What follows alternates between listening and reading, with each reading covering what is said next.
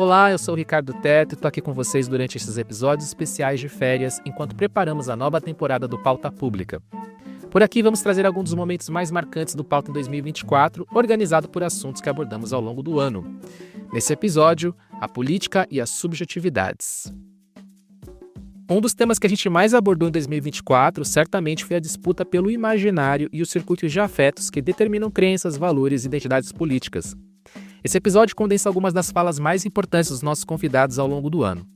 Vocês vão ouvir por aqui as vozes do psicólogo e psicanalista Christian Dunker, da comunicadora Rita Von Hunt e do pesquisador Paulo Demurru, que apareceram em momentos diferentes da nossa última temporada, mas que se complementam dentro do mesmo percurso pelo tema.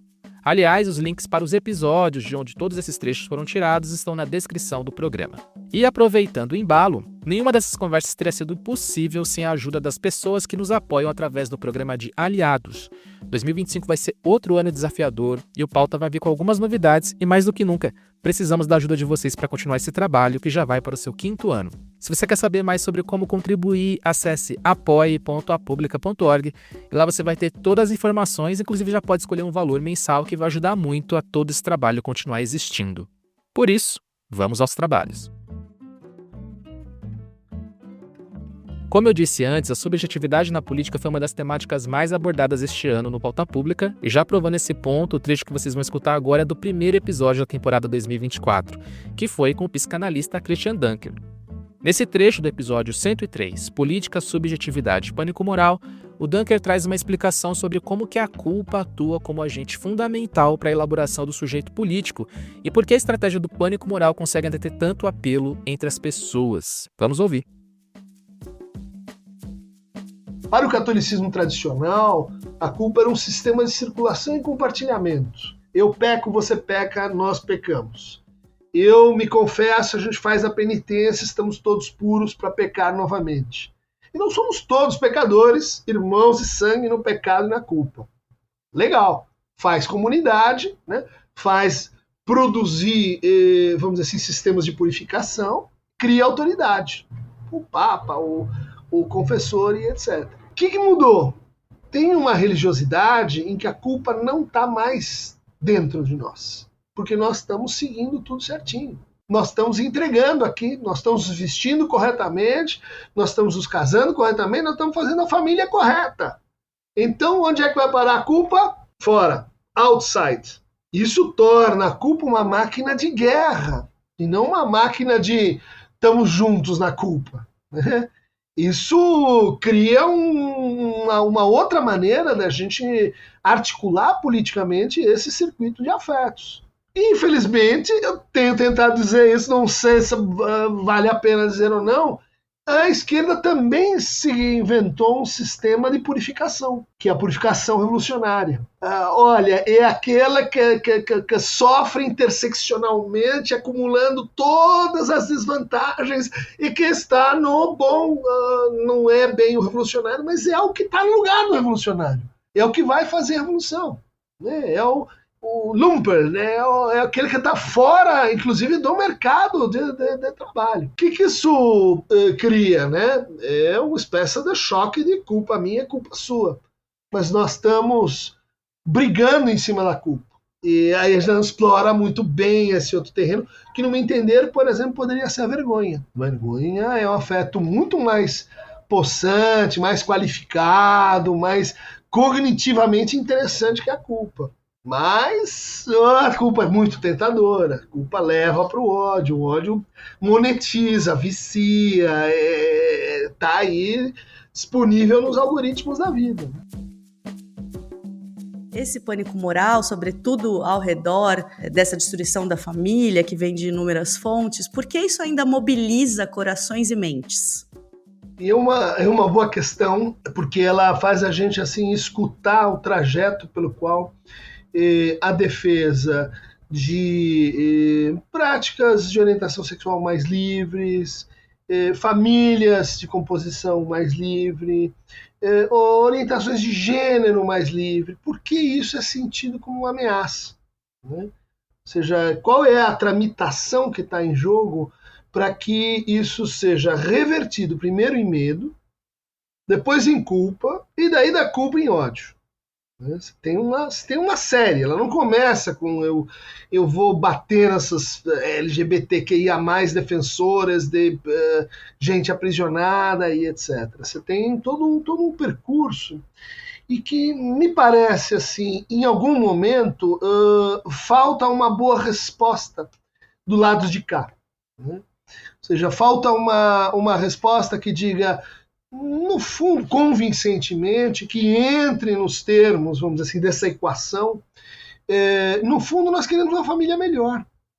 Nós queremos uma família onde tenha mais amor entre as pessoas, onde tenha mais equidade, onde o pai possa ser o melhor pai e uma mãe possa ser uma melhor mãe.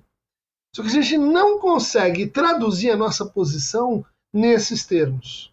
E isso torna, então, o significante família apropriado por um discurso. Ele pertence a um discurso. Isso é muito ruim. Isso é como se a gente não conseguisse falar exatamente desse termo, né? Usar esse significante, e ele é um significante que está muito caro para as pessoas. Ele pertence à história da vida das pessoas, ele representa uma série de coisas, ele é manipulável para, enfim, diferentes formas religiosas, né? E isso, quer dizer, coloca o outro lado na posição de alguém que está contra a família. Antes tinha esse conflito moral contra desejo, moralidade bem definida, a gente se defende. Daí a gente rodou para uma forma de sofrimento narcísica. Não me adapto, me sinto vazio, sozinho, tem algo que na minha forma indivíduo me faz sofrer, né? Acho que a gente está indo para um outro momento onde a diferença que vai importar vai ser entre potência e impossibilidade. Acho que boa parte do tipo de questão que você está trazendo está baseado assim, subjetividades que foram nascidas e criadas à base de uma hiperpotência, clica, acontece, você faz, vai, a transformação é muito acelerada. Junto com isso, idealização de tempo de transformação, com a aceleração do mundo, tudo mais rápido, mais tecnologia, acredita que vai, quer dizer, a gente se formou numa temporalidade de mundo que não é a temporalidade real, é a temporalidade digital. Isso produz um sistema de oposições que é hiperpotência e impotência. Ou eu vou fazer uma coisa que vai ser, do caramba, que vai mudar, a gente vai conseguir realmente aqui alterar a rota do barco. Ou a gente não pode nada. Ou me demito. Ou as forças do cosmos são tão maiores do que as minhas possibilidades que eu só posso dar WO. O que eu estou evitando com essa alternância entre onipotência e impotência, né? E se a culpa e o pânico moral mobilizam muito os afetos na política, outro sentimento muito marcante da nossa época é o desamparo. A sensação de impotência diante de situações que nos atingem, mas que parece que não temos nada a fazer a respeito. No episódio 133, Desamparo e Ansiedade de Fim do Mundo, a comunicadora Rita Von Hunt traz reflexões que se aprofundam na questão da chamada eco-ansiedade e também em como construir uma oposição radical à apropriação da direita acerca do desejo das pessoas.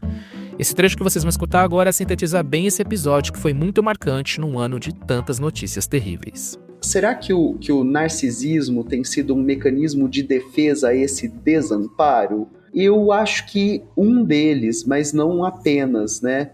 A gente pode pensar na profusão de depressões como uma defesa a isso, e quem vem teorizando, construindo um corpus de trabalho extenso sobre o assunto é a Maria Rita Kell, aqui no Brasil, né? Que tem pensado a clínica como um indício social e tem pensado o aumento vertiginoso de deprimidos e depressivos como esses corpos que recusam essa aceleração descabida de um modo de vida, de um modo de sociedade. Frente ao desastre, o ensimesmamento é uma resposta possível do sujeito, né? É quase como se, para não olhar para fora, a gente decidisse se voltar para dentro, né? É quase como se a gente pensasse, bom, se os cientistas no IPCC estão dando por certa a nossa extinção, eu vou cuidar da minha lasanha, né? Eu vou visitar minha avó, eu vou passar tempo com minha prima, que faz tempo que não vejo. E aí eu acho que talvez essa possa ser uma possível resposta do sujeito. Ao passo que de um lado, a gente tem essas narrativas de conspiração que são muito sedutoras, né? Que geram um sentimento de comunidade, que são disparadas pelo o governo não quer que você saiba, as elites globais têm tramado, e que vai criando grupos absurdos como o QAnon, que são esses mares de fake news, de teoria da conspiração, etc, etc, etc. Existe um convite que nos é feito aqui, né? Que é o que do nosso lado, pessoas que estão compromissadas com vida, com acesso, com distribuição, com partilha, com diversidade, o que do nosso lado pode ser feito no sentido de produzir políticas do encantamento, né? Então, de que forma essas redes poderiam ser usadas para outras coisas, né? Não sei se para partilha de bons exemplos, não sei se para contágio, né, de um entusiasmo num sentido de mostrar que tem trabalho sendo feito, de mostrar que tem vitória sendo feita, ao passo que o que a gente costuma mostrar são as invasões aos assentamentos do MST, que a gente tem engajamento em mostrar também políticas de vida e sementes de vida que o MST tem sido capaz de gestar e de propor. A indignação, ela é um afeto pouco potente, né? Depois que você identifica algo como indigno, você não tende a agir sobre isso. O que a gente precisa é apostar num tipo de esperança que possa mobilizar pessoas para agir, né? De novo, as redes sociais talvez elas tenham essa dinâmica de produção de não ação, né, de indignação. E se a gente pode ser capaz de produzir uma gramática de desejo radical de transformação e mudança. Se de um lado a extrema-direita tem capitaneado, né, esses afetos tristes em nome de pânico moral e para produzir a destruição dos seus inimigos imaginários, que se concretizam no corpo social, que, como você disse, viram a feminista, viram o movimento LGBT, viram os intelectuais. A gente tem que, de alguma forma, fazer uma aposta radical naquilo que é capaz de mostrar para as pessoas que não há nem alegria nem prazer nisso. Então, se por um lado as comunidades religiosas oferecem algum tipo de aplacamento da solidão, algum tipo de freio, né, do circuito de afetos neoliberal, as comunidades religiosas neopentecostais no Brasil têm produzido horror e violência, né? Os casos de pastores estupradores não param de proliferar. Talvez algo da nossa aposta resida nisso, né? Em mostrar o que há de desencanto nas políticas de encantamento deles e o que há de encanto nas nossas políticas de encantamento. Nesse episódio 133, a Rita introduziu um tema que a gente depois irá explorar mais, a construção de um imaginário, ou melhor dizendo, as políticas de encantamento. Para isso, fomos atrás do pesquisador Paolo Demuru para falar com a gente no episódio 145, a apropriação da fantasia e do desejo pela extrema-direita. O Paulo traz uma perspectiva muito analítica e propositiva para a questão fundamental da disputa pela imaginação e pela capacidade de encantamento que o campo da esquerda precisa encarar para tentar reverter o jogo com a direita, que já tem estratégias bem definidas para capturar esse território subjetivo, né? Vocês vão ouvir um trecho agora que é uma boa amostra dessa argumentação do Paolo, que também cita como exemplo de encantamento o movimento VAT, Vida Além do Trabalho. Escuta só.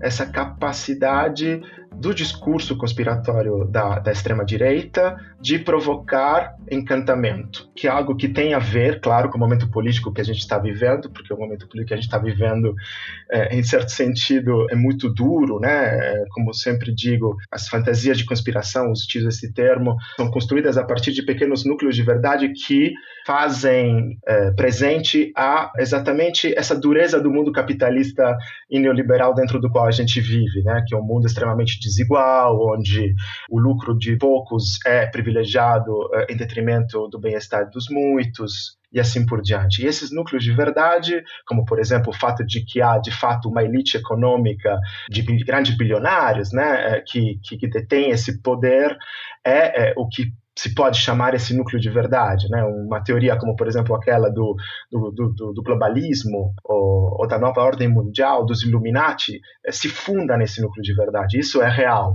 Depois, a partir desse núcleo de verdade, ela cria toda uma narrativa absurda, muitas vezes, né? E completamente irreal. Mas o fato de você insistir nessa dicotomia, né? De que há esse grupo de poderosos, isso é real. Então, pega justamente porque se funda num dado muito concreto e num dado que é visível. Só que, a partir daí, cria essas explicações, né, fantasiosas que, além de explicar o fenômeno, além de fornecer uma explicação simples dessa questão complexa, como muitas vezes se diz, ela fornece, ao mesmo tempo, algo que o próprio sistema capitalista neoliberal muitas vezes nos tira, e que tira principalmente as pessoas em condições extremamente precárias de pobreza, né? Que é a maravilha. O fato de que nós também somos seres humanos que precisamos de contato, de encanto, de sonho. E numa vida tão dura, né, onde você é obrigado a viver em certas condições, muitas vezes de escravidão mesmo, né, como a gente sabe, é extremamente complicado, né, as duas coisas vão juntas. Então, oferecer, digamos, essas histórias que dão essas respostas e que, ao mesmo tempo, encantam, e encantam por várias razões, é emancipador, de um certo ponto de vista, tanto do ponto de vista do indivíduo quanto do coletivo. Eu defendo que a gente precisa voltar a falar de sonhos, mas não assim, de uma maneira vazia, utópica ou naive, né? Como que isso pode ser feito? O caso das recentes eleições municipais, do movimento VAT, Vida Além do Trabalho, por exemplo, é um caso muito significativo nesse sentido. Um dos principais expoentes foi o vereador que acaba de ser eleito no Rio, Ricky Azevedo, né, que defendeu o fim da escala 6x1, né, dos dias do trabalho. O que ele fez com essa operação, né? Ele juntou algo extremamente concreto, que é da cotidianidade das pessoas que estão nesse universo, né, com algo que é da ordem do utópico, da ordem do geral, inclusive, né? Que é a vida além do trabalho. Então, você construindo ponte que unam, né? Construam elos entre o concreto, a cotidianidade do nosso dia a dia, que falam dessa opressão que a gente comentou no começo de nossa fala, com outros cenários possíveis, né, como o próprio termo vida fala, né? Vida além do trabalho é poderosíssimo, por exemplo, né? E não por acaso ele foi eleito com essa pauta, né? Resumindo, a gente precisa sensibilizar o discurso do contra, sobre como falar contra alguma coisa, contra um determinado discurso desinformativo, contra uma determinada fantasia de conspiração, mas ao mesmo tempo a gente precisa construir e impor outras pautas que são necessárias no debate público de uma outra maneira, que encante. Não é isso? Por exemplo, o mundo vai acabar, né? Mudanças climáticas, por exemplo. Muito foi feito nessa linha do discurso catastrófico, que tudo bem, pode ser interessante, né? Pode mobilizar, mas pouco foi feito no sentido de construir um discurso que, estamos juntos nisso, ou seja, a gente precisa criar pertencimento coletivo também nesse lado, e 2, a vida além disso. A gente precisa inserir algo nesse sentido nessas narrativas. A gente precisa insistir em algo que é positivo, não apenas falar do contra, né? O contra e o a favor têm que ser dosados e construir outro quadro, outro frame de uma narrativa complexa que una essas coisas, né? Que misture, como eu disse, para fechar de novo, a concretude da vida das pessoas com possíveis cenários utópicos. E essa disputa pelo imaginário, pelos afetos e pelo encantamento vai seguir com certeza muito forte em 2025, e o Pauta vai continuar de olho trazendo pessoas com perspectivas intrigantes, interessantes e esclarecedoras sobre o assunto. Então já sabe, Fica de olho nas redes da Pública, assine o Pauta, onde você costuma ouvir podcasts, e aguarde que estaremos de volta no dia 17 de janeiro, em todos os tocadores com uma nova temporada e algumas novidades. Sexta-feira que vem a gente vai trazer alguns trechos que falam sobre a movimentação da extrema-direita em ação no Brasil e no mundo em um ano que foi cheio de eleições marcantes.